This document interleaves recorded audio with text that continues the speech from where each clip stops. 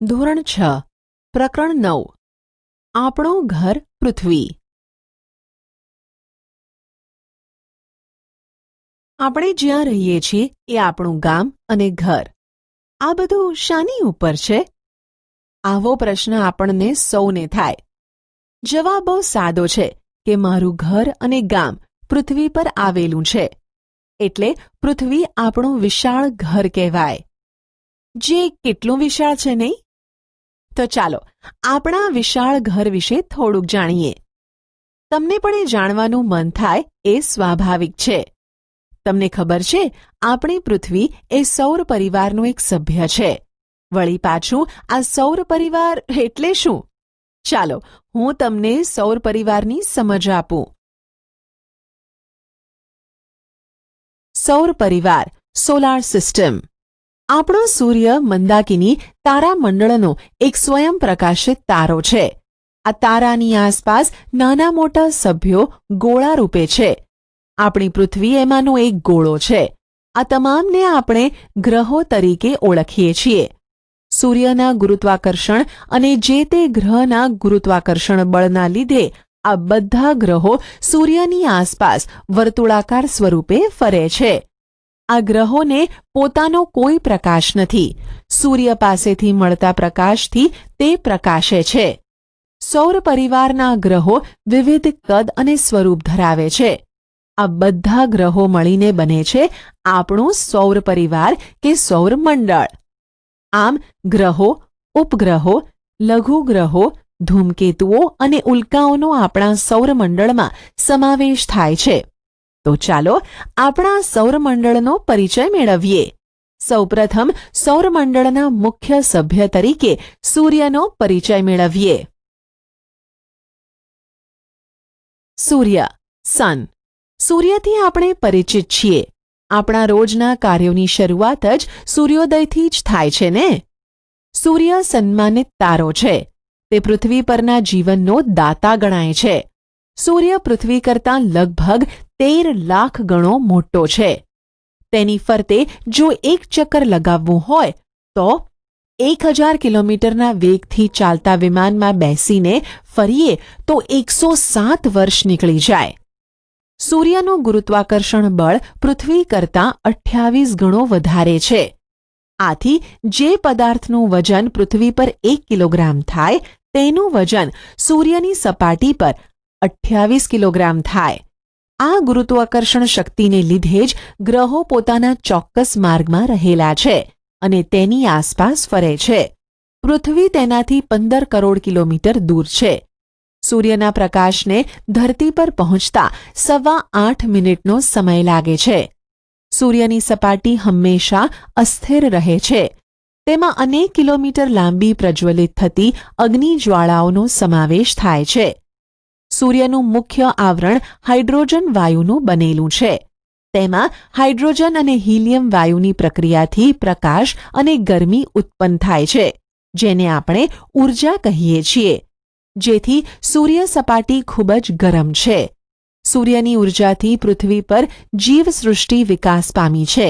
તેથી સૂર્યને સજીવોના પાલક તરીકે પણ ઓળખવામાં આવે છે. હવે આપણે ગ્રહોનો ટૂંકમાં પરિચય મેળવીએ. સૌર પરિવારમાં કુલ 8 ગ્રહો છે, જેમાં બુધ, શુક્ર, પૃથ્વી, મંગળ, આંતરિક અને ગુરુ, શનિ, યુરેનસ, નેપચ્યુન બાહ્ય ગ્રહો તરીકે ઓળખાય છે. સૌર પરિવારના મંગળ, બુધ, ગુરુ, શુક્ર અને શનિ એ ગ્રહો નરી આંખે જોઈ શકાય છે. તેની માહિતી હોય તે જરૂરી છે. 1. બુધ, મર્ક્યુરી. આ ગ્રહ સૂર્યની સૌથી નજીક છે. તે પીળાશ પડતા રંગનો છે. બુધને વાતાવરણ અને ઉપગ્રહ નથી. પૃથ્વી પરથી આપણને બુધ ગ્રહ સૂર્યોદય પહેલાં અને સૂર્યાસ્ત બાદ થોડો સમય આકાશમાં દેખાય છે. 2. શુક્ર, વિનસ. સૌર પરિવારનો સૌથી ચમકતો ગ્રહ છે. તે કદ અને વજનમાં પૃથ્વી જેવો જ છે. જાણે પૃથ્વીનો જોડિયો ભાઈ. તે ચળકાટમાં ચંદ્રને મળતો આવે છે. તેને એક પણ ઉપગ્રહ નથી. તેની આસપાસ વાયુઓ અને વાદળોના ઘટ્ટ આવરણોને કારણે તેનો અભ્યાસ બહુ થઈ શક્યો નથી. 3. પૃથ્વી અર્થ. શુક્ર અને મંગળની વચ્ચે પૃથ્વીનું સ્થાન છે. પૃથ્વી પોતાની ધરી પર 24 કલાકમાં એક આંટો પૂરો કરે છે, જ્યારે સૂર્યની આસપાસ લગભગ 365 દિવસમાં એક આંટો પૂરો કરે છે. પૃથ્વી પર દિવસ રાત અને ઋતુઓ જેવી ઘટનાઓ ફક્ત અહીં જોવા મળે છે. પૃથ્વીને એક ઉપગ્રહ ચંદ્ર છે. ચંદ્ર મૂન પૃથ્વીનો એકમાત્ર ઉપગ્રહ છે. તેને પૃથ્વીની ફરતો એક આંટો પૂરો કરતાં તથા પોતાની ધરી ઉપર પણ એક આંટો પૂરો કરતાં આશરે 29.5 દિવસ લાગે છે. ચંદ્ર પર વાતાવરણ નથી. ચંદ્ર ઉપર પાણી અને વાતાવરણ ન હોવાથી તેના ઉપર જીવન નથી. ચંદ્ર પરપ્રકાશિત છે. ચંદ્રને સૂર્ય પ્રકાશિત કરે છે. ચંદ્રની સપાટી ઉપર ઉલ્કાપાત થતા હોવાથી તેની ઉપર ખૂબ વિશાળ મોટા ખાડાઓ પડી ગયા છે. અહીં મૃત જ્વાળામુખી આવેલા છે. 4. મંગળ માર્સ લાલ રંગનો સુંદર ચમકતો ગ્રહ છે. મંગળને આછું વાતાવરણ છે. મંગળ ઉપર ઋતુઓ પ્રમાણે પૃથ્વી કરતાં વધુ ઠંડી અને ગરમી પડે છે. તેને 2 ઉપગ્રહો છે. વૈજ્ઞાનિકો મંગળ પર જીવસૃષ્ટિ વિકસાવવાના પ્રયત્નો કરી રહ્યા છે. 5. ગુરુ જ્યુપિટર ગુરુ આછો પીળાશ પડતો સફેદ ગ્રહ છે. ગુરુની આસપાસ વાયુઓનું વાતાવરણ છે. આ ગ્રહ ખૂબ ઠંડો હશે એવું મનાય છે. તે સૌરમંડળનો સૌથી મોટો ગ્રહ છે. ગુરુને 79 ઉપગ્રહો છે, જેમાં પણ વૈજ્ઞાનિકોમાં મતાંતર જોવા મળે છે. આ મોટા ભીમકાય ગ્રહને દૂરબીનથી જોતાં ટપકાંવાળી સપાટી મનોહર લાગે છે. 6. શનિ સેટર્ન સૌર પરિવારમાં આ ગુરુ અને યુરેનસની વચ્ચે આવેલો છે. ગુરુ પછીનો મોટો ગ્રહ છે. નીલા રંગના તેજસ્વી વલયોથી સુંદર લાગે છે. વલયોના કારણે તે જુદો તરી આવે છે. આ વલયો માથામાં પહેરેલી પાઘડી જેવા લાગતા હોય. શનિને પાઘડીયો ગ્રહ પણ કહેવાય છે. શનિને 62 કરતાં વધારે ઉપગ્રહો છે. સૂર્યથી દૂર હોવાના કારણે સપાટીનું તાપમાન ઓછું છે. 7. યુરેનસ પૃથ્વીથી એટલો દૂર છે કે તે સામાન્ય દૂરબીનથી દેખાતો નથી. સૂર્યનું તેજ પણ આછી ચાંદની જેવું છે. વિલિયમ હર્શલ નામના ખગોળશાસ્ત્રીએ 1781માં આ ગ્રહ શોધી કાઢ્યો હતો. આ ગ્રહ ખૂબ જ ઠંડો છે. 8. નેપ્ચ્યુન આ ગ્રહ લીલા રંગનો છે. તેના વાતાવરણમાં મિથેન નામનો ઝેરી વાયુ છે. આ ગ્રહ પર પણ પૃથ્વીની જેમ ઋતુ પરિવર્તન થતું જોવા મળે છે. શું તમારે ગ્રહોના નામ સૂર્યથી તેના સ્થાન મુજબ યાદ રાખવા છે? તો આટલું જ બોલો. My very excellent mother just served us noodles.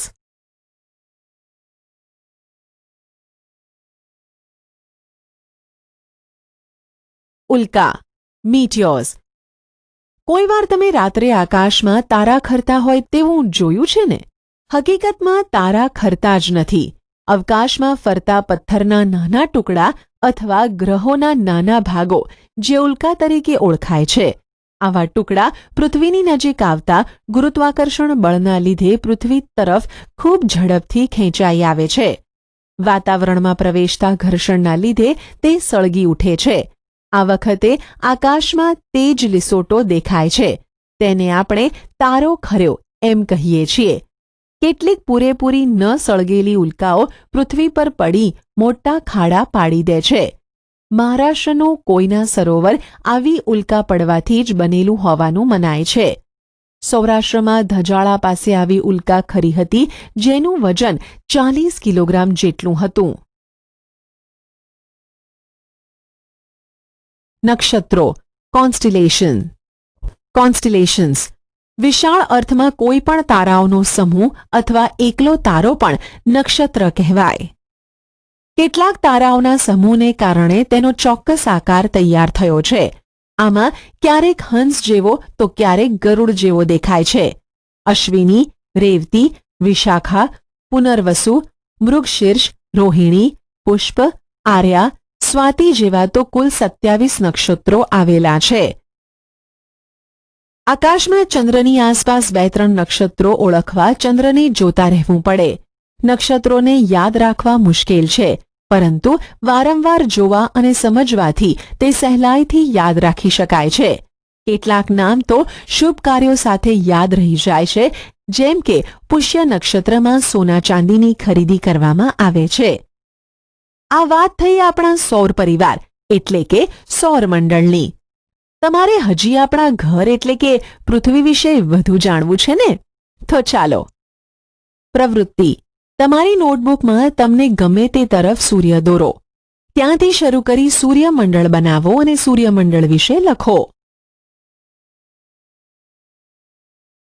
પૃથ્વીનું સ્થાન અને આકાર. આપણે સૂર્ય અને ચંદ્રને આથમતા જોઈએ છીએ. કેવા સરસ મજાના તેજસ્વી દેખાય છે ને? આપણી પૃથ્વી પણ આવો જ એક ગોળો છે. તેનો આકાર ગોળ છે. તે બંને ધ્રુવોથી થોડી ચપટી છે. કેટલાક અવકાશયાત્રીઓ ચંદ્ર ઉપર જઈ આવ્યા છે. તેમણે પૃથ્વીના ફોટા પણ લીધા છે. ચંદ્ર પરથી પૃથ્વી આકાશમાં મોટા ગોળા જેવી દેખાય છે. આપણે એક નાનકડા ગામ કે શહેરમાં રહીએ છીએ. વળી આપણે જે ભાગને જોઈ શકીએ છીએ તે પૃથ્વીનો ખૂબ નાનકડો ભાગ હોય છે. આ કારણે પૃથ્વી ગોળ છે તેવો ખ્યાલ આવી શકતો નથી. તમે ક્યારેય તૂટી ગયેલું માટલું જોયું છે? તેનો એક નાનકડો ટુકડો હાથમાં લઈએ તો આખું માટલું ગોળ હશે એવો ખ્યાલ આવી શકતો નથી. આમ પૃથ્વીના નાનકડા ભાગ ઉપર ઊભા રહીને જોવાથી આપણને આખી પૃથ્વી ગોળ જણાતી નથી. પરંતુ હવે અવકાશ અને ચંદ્ર પરથી લીધેલા ફોટોગ્રાફ ઉપરથી આપણે કહી શકીએ છીએ કે પૃથ્વીના ગોળ હોવા વિશે કોઈ શંકા રહી નથી. પૃથ્વી દડા જેવી ગોળ નથી, પણ તે નારંગી જેવી છે.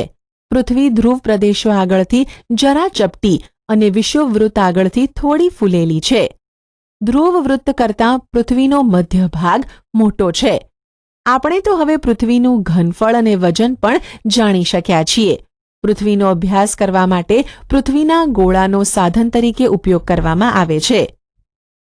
તેની ઉપર દુનિયાનો નકશો દોરેલો હોય છે. તેમાં ભૂમિખંડો, મહાસાગરો તથા મહત્વના વૃત્તોના નામ લખેલા હોય છે.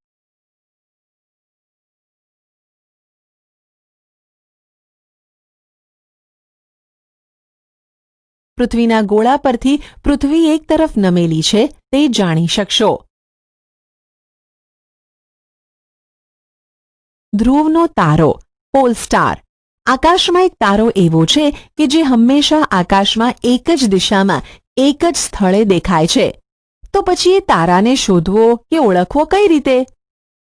આ ધ્રુવના તારાને સપ્તર્ષિ તારકના ઝુમખાની મદદથી સરળતાથી શોધી શકાય છે.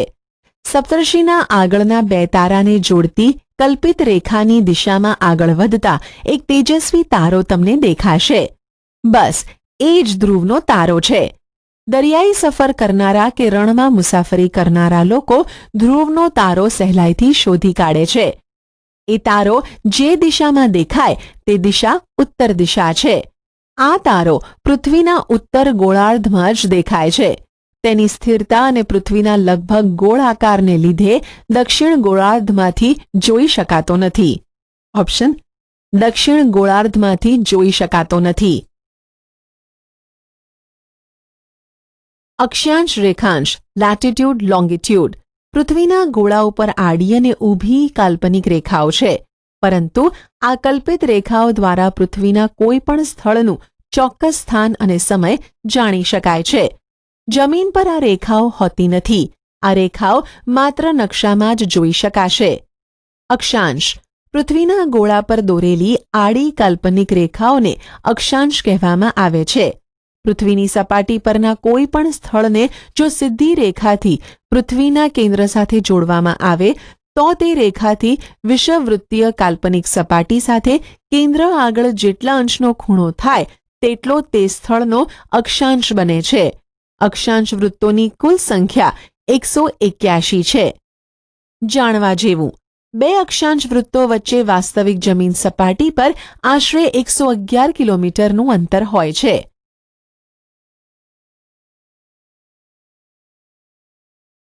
અક્ષવૃત્ત પૃથ્વી ઉપર ઉત્તર અથવા દક્ષિણ ગોળાર્ધમાં વિષુવવૃત્તથી સરખા કોણીય અંતરે મળેલા સ્થળોને જોડનારું પૂર્વ પશ્ચિમ સળંગ વર્તુળને અક્ષવૃત્ત કહેવાય.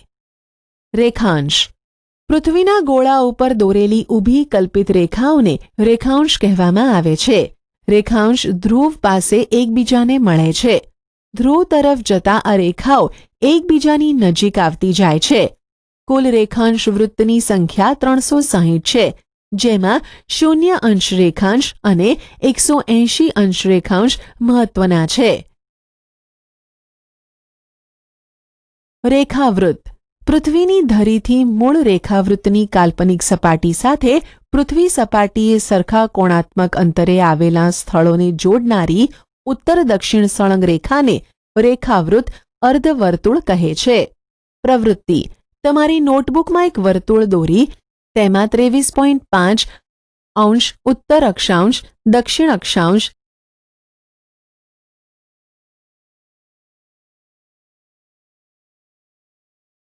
પૃથ્વીની સપાટી પર મધ્યમાં એક આડી રેખા દોરેલી છે તે જુઓ. એ રેખા વિષુવવૃત્ત છે. વિષુવવૃત્ત પૃથ્વીના બે સરખા ભાગ કરે છે. વિષુવવૃત્તથી ઉપરનો એક ભાગ એ ઉત્તર ગોળાર્ધ અને દક્ષિણ તરફનો ભાગ દક્ષિણ ગોળાર્ધ છે. આમ ઉત્તર તરફના ઉત્તર અક્ષાંશ અને દક્ષિણ તરફની રેખાઓ દક્ષિણ અક્ષાંશ કહેવાય છે.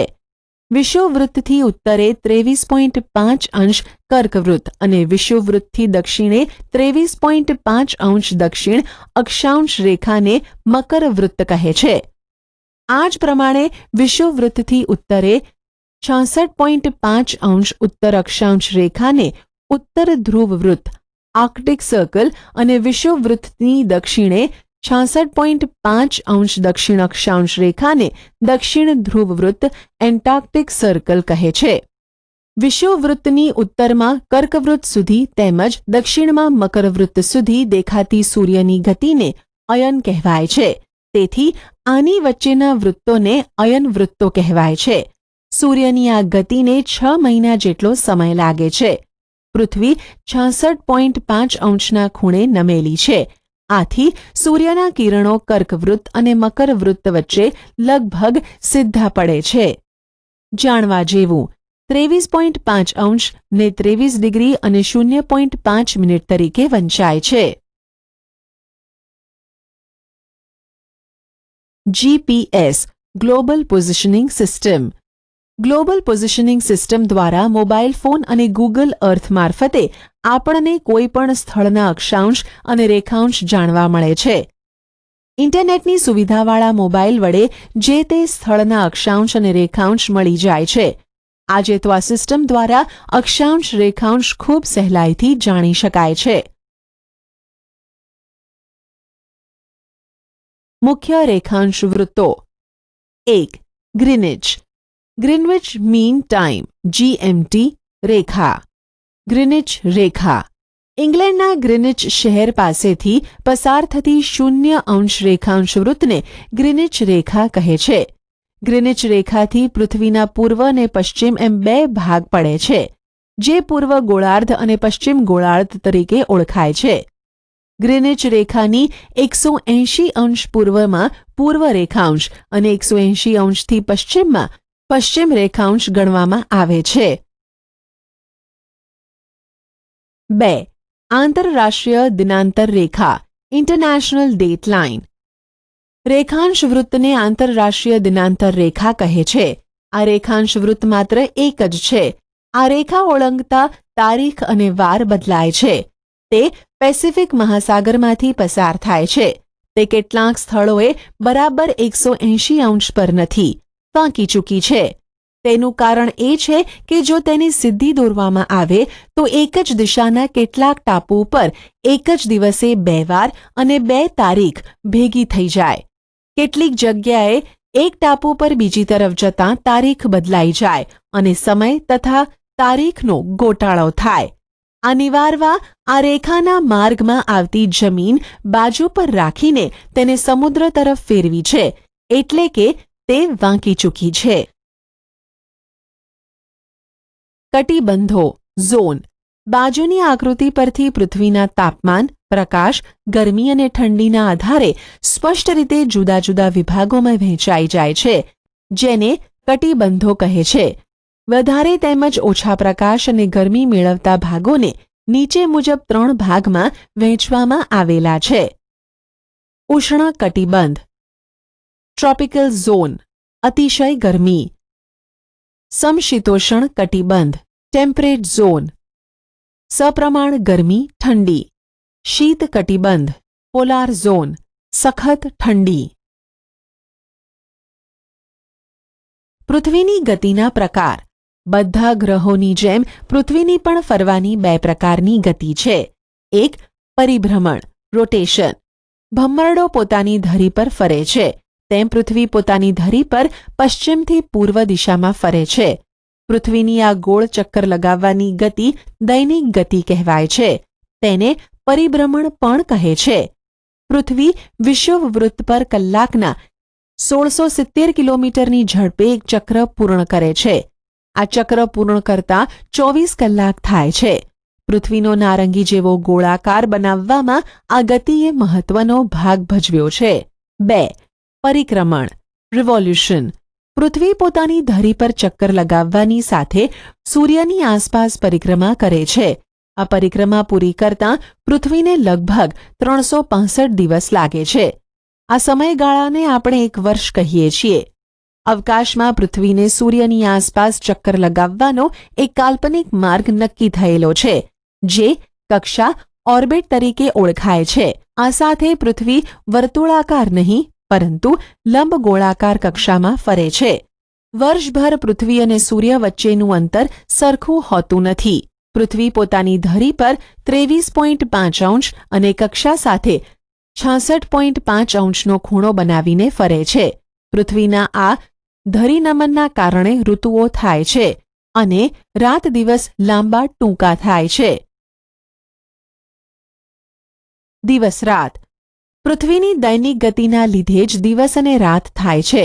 પૃથ્વી પોતાની ધરી પર નમેલી અને ગોળ હોવાથી તેના અડધા ભાગ પર જ સૂર્યનો પ્રકાશ પડે છે અને અડધા ભાગ પર અંધારું રહે છે. પૃથ્વી ફરતી ન હોત તો એક તરફ અજવાળું અને બીજી તરફ અંધારું જ રહેત, પણ તેમ બનતું નથી. આમ પૃથ્વીનું દરેક સ્થળ 24 કલાકમાં અજવાળામાંથી અંધારામાં અને અંધારામાંથી પાછું અજવાળામાં આવે છે. તેનાથી પૃથ્વીના દરેક સ્થળે સવાર, બપોર અને સાંજ થાય છે. પૃથ્વીના ધરી નમનના લીધે દિવસ રાતની લંબાઈમાં ફેરફાર થાય છે. 21મી જૂને કર્કવૃત્ત અને 22મી ડિસેમ્બરે મકરવૃત્ત પર સૂર્યના કિરણો બરાબર સીધા પડે છે. જ્યાં સૂર્યના કિરણો સીધા પડે છે ત્યાં અને તેની નજીકના વિસ્તારોમાં દિવસ લાંબા અને રાત ટૂંકી રહે છે. જ્યાં સૂર્યના કિરણો ત્રાંસા પડે છે ત્યાં દિવસ ટૂંકો અને રાત લાંબી રહે છે. જ્યારે 21 માર્ચ અને 23 સપ્ટેમ્બર માસમાં રાત અને દિવસ સરખા રહે છે. પ્રવૃત્તિ આકૃતિ 9.12નું અવલોકન કરી જવાબ આપો. 1. 22મી ડિસેમ્બરે દિવસ અને રાતની લંબાઈની સ્થિતિ શું હશે? 2. 21મી માર્ચ અને 23મી સપ્ટેમ્બરની વિશેષતા શું છે? ઋતુઓ પૃથ્વી ધરી પર નમેલી હોવાથી ઉત્તર ધ્રુવ અને દક્ષિણ ધ્રુવ વારાફરથી સૂર્યની સામે આવે છે. સૂર્યના કિરણો વિષુવવૃત્તની ઉત્તરે કે દક્ષિણે સીધા પડે છે.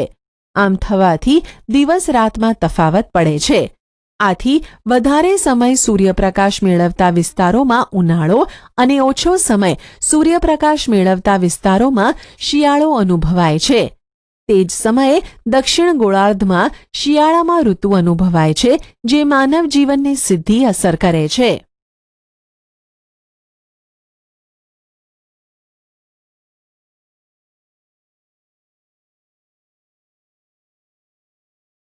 પ્રવૃત્તિ પૃથ્વીના ગોળાની મદદથી ભારતમાં ઉનાળો હોય તો નીચે આપેલા દેશોમાં કઈ ઋતુ હશે તે શોધો. 1. America, 2 Australia, 3 Sri Lanka, 4 England, 5 Bhutan, 6 Brazil. Uttarayan 22મી ડિસેમ્બરથી સૂર્યના સીધા કિરણો ઉત્તર તરફ એટલે કે વિષુવવૃત્ત તરફ પડવાના શરૂ થાય છે. આમ ઉત્તરાયણ 22મી ડિસેમ્બરે થાય છે. 14મી જાન્યુઆરીએ સૂર્ય મકર રાશિમાં પ્રવેશે છે, માટે મકર સંક્રાંતિ કહેવાય છે. દક્ષિણાયન 22મી જૂનથી સૂર્યના સીધા કિરણો કર્કવૃત્તથી ખસીને દક્ષિણ તરફ વિષુવવૃત્ત તરફ પડવાનું શરૂ થાય છે, જેને દક્ષિણાયન કહે છે. સંપાત ઇક્વિનોક્સ સૂર્યનો ક્રાંતિવૃત્ત અને વિષુવવૃત્ત વર્ષમાં 2 વખત એકબીજાને છેદે છે. આ છેદન બિંદુને સંપાત દિવસ કહેવામાં આવે છે. સંપાત દરમિયાન સૂર્ય ઉત્તર તરફ ખસતા જતાં ઉત્તર ગોળાર્ધમાં 22મી માર્ચથી દિવસની લંબાઈ વધતી અને રાત ટૂંકી થતી જાય છે. ઉત્તર ગોળાર્ધમાં 21મી જૂન વર્ષનો લાંબામાં લાંબો દિવસ અને ટૂંકામાં ટૂંકી રાત હોય છે. સૂર્ય દક્ષિણ તરફ ખસતા જતાં દક્ષિણ ગોળાર્ધમાં 24મી સપ્ટેમ્બરથી દિવસની લંબાઈ વધતી જાય છે અને રાત ટૂંકી થતી જાય છે. દક્ષિણ ગોળાર્ધમાં 22મી ડિસેમ્બર વર્ષનો લાંબામાં લાંબો દિવસ અને ટૂંકામાં ટૂંકી રાત હોય છે. વર્ષ દરમિયાન 21મી માર્ચ અને 23મી સપ્ટેમ્બર એ સૂર્યના કિરણો વિષુવવૃત્ત ઉપર સીધા પડતા હોય રાત અને દિવસ સરખા થાય છે, જે વિષુવ દિન તરીકે ઓળખાય છે. લીપ વર્ષ લીપ યર પૃથ્વીનું એક વર્ષ એટલે 365 દિવસ અને 6 કલાક, પણ ચોથા ભાગના દિવસની ગણતરી કરવાનું અગવડ ભરેલું હોવાથી 365 દિવસે વર્ષ પૂરું કરીએ છીએ. બાકી બચેલા 6 કલાક દર 4 વર્ષે ફેબ્રુઆરી મહિનામાં એક દિવસ વધારીને એટલે કે 28 દિવસને બદલે 29 દિવસ કરી સરભર કરીએ છીએ. તે વર્ષને લીપ વર્ષ કહીએ છીએ. પ્રવૃત્તિ આપના શિક્ષકની મદદથી લીપ વર્ષની ગણતરી કેવી રીતે થાય છે તે વિગતો જાણો. ગ્રહણ એક્લિપ્સ આપણને સૂર્ય અને ચંદ્ર તરફથી પ્રકાશ મળે છે. સૂર્ય સ્વયં પ્રકાશિત છે અને ધગધગતો ગોળો છે. ચંદ્ર પરપ્રકાશિત છે, જે સૂર્યના પ્રકાશથી પ્રકાશિત છે. જુદા જુદા દિવસે પૃથ્વી તરફ પ્રકાશિત ભાગ દેખાય છે. કોઈ કારણથી સૂર્યનો અમુક ભાગ દેખાતો બંધ થાય તેમજ પૂર્ણચંદ્રનો અમુક ભાગ ન દેખાય કે ક્યારેક આખે આખો ચંદ્ર દેખાતો બંધ થાય ત્યારે ગ્રહણ થયું એમ કહેવાય. સૂર્યગ્રહણ સોલાર એક્લિપ્સ ચંદ્ર પૃથ્વીની વધુ નજીક છે. તે પૃથ્વીની આસપાસ ફરે છે. ક્યારેક તે ફરતી વખતે સૂર્ય અને પૃથ્વીની વચ્ચે આવી જાય છે. આ વખતે ચંદ્રના અંતરાયથી સૂર્ય દેખાતો બંધ થાય છે. આ ઘટનાને આપણે સૂર્યગ્રહણ કહીએ છીએ. ચંદ્ર સૂર્ય કરતાં નાનો હોવાથી તે સૂર્યને સંપૂર્ણ ઢાંકી શકતો નથી. આ કારણે આખી દુનિયામાં સૂર્યગ્રહણ એકસાથે જોઈ શકાતું નથી. સૂર્યગ્રહણ અમાસે થાય છે, પરંતુ દર અમાસે આ ઘટના બનતી નથી. ચંદ્રગ્રહણ લ્યુનાર એક્લિપ્સ ચંદ્રને સૂર્ય તરફથી પ્રકાશ મળે છે. તેથી ચંદ્ર તરફ જતા સૂર્યના કિરણોના વચ્ચે પૃથ્વીનો અવરોધ આવે એટલે ચંદ્રના એટલા ભાગમાં અંધકાર રહે. ટૂંકમાં પૃથ્વીના એટલા ભાગનો પડછાયો ચંદ્ર પર પડે છે. આ ભાગ આપણને દેખાય નહીં, જેને ચંદ્રગ્રહણ કહેવાય છે. આવી ઘટના પૂનમની રાતે જ થાય છે, પરંતુ દર પૂનમે આવી ઘટના બનતી નથી.